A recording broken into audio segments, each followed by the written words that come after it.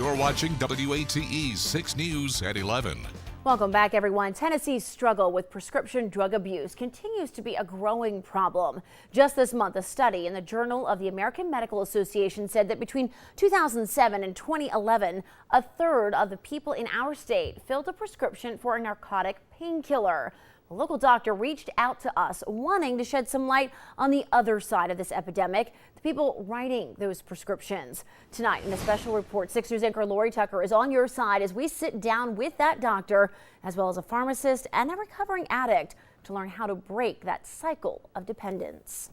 I feel terrible as a doctor when I see this, even if it wasn't my patient. Dr. John Kuffner works at Peninsula Outpatient Center here in Knoxville, where he comes face to face with addiction every day. Doctors have a lot of pressure from patients to give them immediate relief. But often those addictions didn't start on the street. Now he's seeing more people who've grown dependent on narcotics like hydrocodone after getting a legitimate prescription from their physician. The problem is, once your body's adapted to these medicines, they don't really work anymore. They don't work like they used to. You start just taking them to feel normal again. You take them so that you don't have that withdrawal, so that you feel just like you did before we ever gave them to you. Because doctor and pharmacy shopping has become so common, physicians are trained to spot drug-seeking behaviors. The red flags include asking for more frequent or higher doses, filling prescriptions early, reporting medications as lost or stolen, and going out of state for drugs. You might not know it, but a special database keeps track of every controlled substance you bring home from the pharmacy,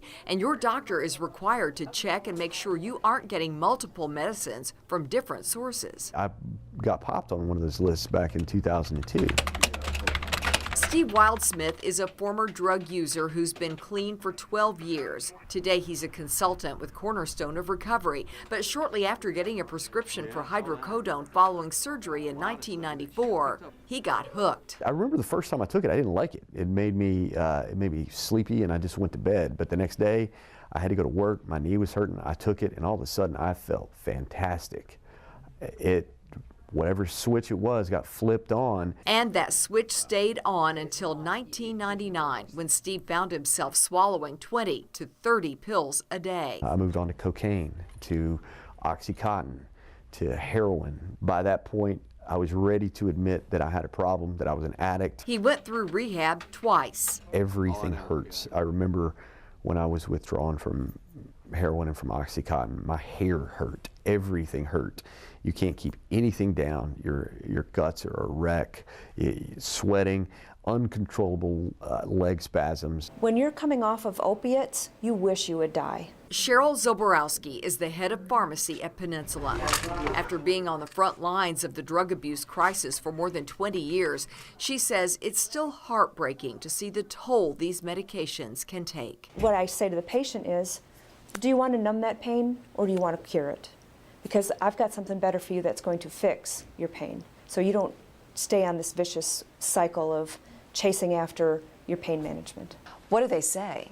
They don't believe me because their pain is so intense. They don't know that there's a better way. Other treatment options depend on a patient's situation, but they can include therapy for anxiety and non-habit-forming drugs like high-dose ibuprofen for pain. If we aren't careful, we make people addicted, and when you make people addicted, you make them prescribed a whole new set of behaviors and problems in life that they may not have had we had the courage to not put pen to paper for too long a period of time. So a patient comes in, they have back problems, they want pain medication. What do they need to ask you? You need to ask the question, like, am I going to become addicted to this medication? What happens if I do? What am I going to look out for? What do I need to do to protect this medication? Because the whole other side of this, as a child and adolescent psychiatrist, I mean, these drugs hit the street. If this huge problem of addiction keeps going and going and going, what is this doing to our society? We're making future generations of addicts. Anybody who is struggling with addiction, there are places like Cornerstone of Recovery, like Helen Ross McNabb. They're right here in East Tennessee that will help you. You don't have to live like that. Now, Lori put some contact numbers for you on our website at WATE.com, and we should note the Drug Enforcement Agency has taken a hard look at prescription drug abuse across the country, and they are taking action. This year, the DEA will upgrade hydrocodone combination products from Schedule 3 to Schedule 2 drugs. That means further restricting how prescriptions are going to be written.